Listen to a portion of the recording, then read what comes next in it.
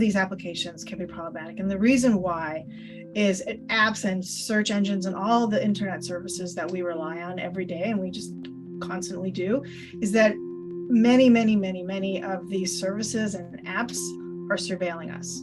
The world has changed in many ways since Roe, but one of the ways that it's changed is we have a digital surveillance infrastructure now that did not exist before. And what that means is all these services that make everything so convenient and help us find information and connect with each other and provide services to others, all of these involve relying on service providers, and most of those service providers are collecting information about you every time you use their service in any way.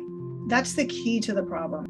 There's an increasing concern that extremist governors and others will try to get that data off of your phone, which is out there in the ether, to find what you're seeking, where you're going, and what you're doing with regard to your health care.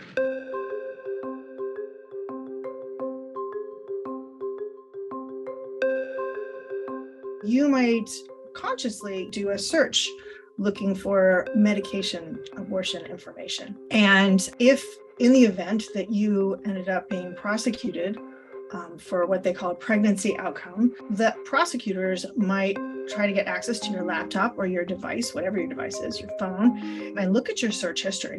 And then they might use that information against you.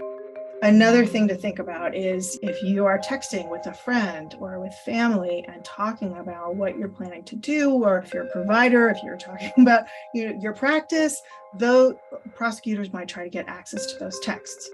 The other thing that is potentially even more dangerous is all of the data that's being collected about you from the apps on your phone, by your phone itself, and not just collected, but often shared without your real knowledge. You may have signed a terms of use, but no one reads those, and everyone knows that no one reads those.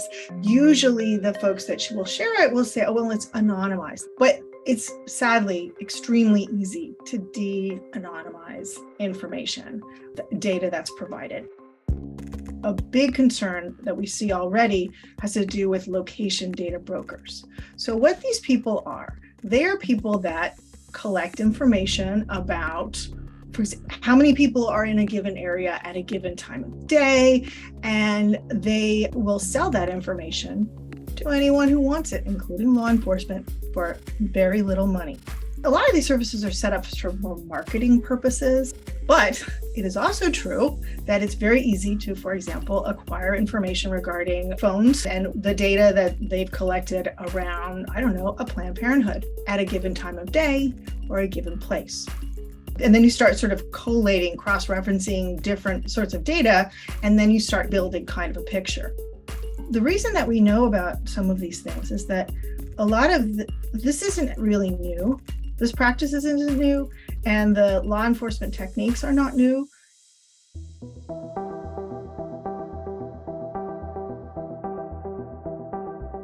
The simple thing is that, let's say you've been recording your period for 7 years or however long, right, faithfully, and suddenly you stop. What's that about?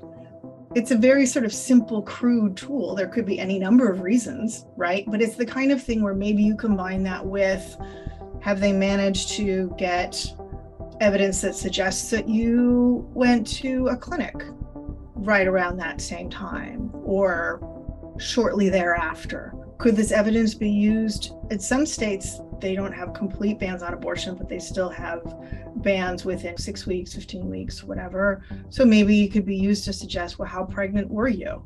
I could see prosecutors coming in with circumstantial evidence.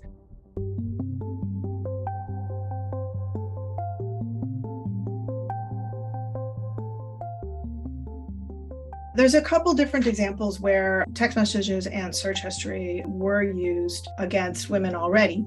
A thing that many people aren't aware of is that prosecutions for what we call pregnancy outcomes are not new. What has happened is there will be a pregnancy and it will end in maybe a late miscarriage or some other kind of situation. And hospitals sometimes will report to Child Protective Services or to other government officials that they have a concern.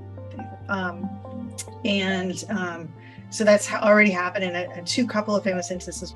Law enforcement in those contexts went and looked at the search history, asked to review their texts on their phone. The search history one, the woman had searched for information about medication abortions. In neither case of these did the women actually have an abortion. That's not what happened. But they had sought this information, and then they miscarried, or their pregnancy ended without a live birth. In those cases that I'm referring to, ultimately, after long court battles, they were set free. But in neither case did they expect that they would be used against their that they would be facing this kind of challenge, or this kind of search and this kind of prosecution.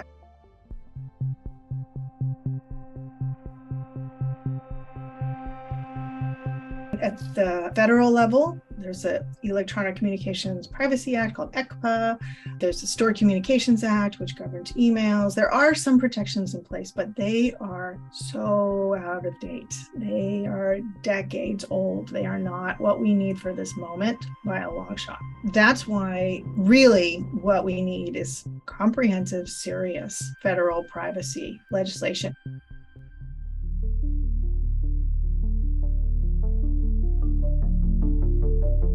I don't think we want to push for a world in which no one gets to use an app. And I also don't think that people should have to turn themselves into security experts in order to sort of live their lives just because they happen to be of reproductive age. There are some things, though, that you can do. One of the key things is to really find out, are they collecting data on you? Where's it going? There are apps that you can find. The data is collected, but it stays on your phone within your control for you. Okay, that's not perfect. You still face a warrant or whatever, but it helps, right? It's not once your information is in the hands of a third party, you don't control it anymore. You can use encrypted messaging. WhatsApp has an encrypted messaging feature. You can use Signal. There are several services that allow you to message in an encrypted way. Also, really pay attention to location. So, for example, if you're using Google Maps, Apple Maps, usually they need to know where you are in order to help you navigate. Fine, turn on location tracking for that moment, turn it off afterwards.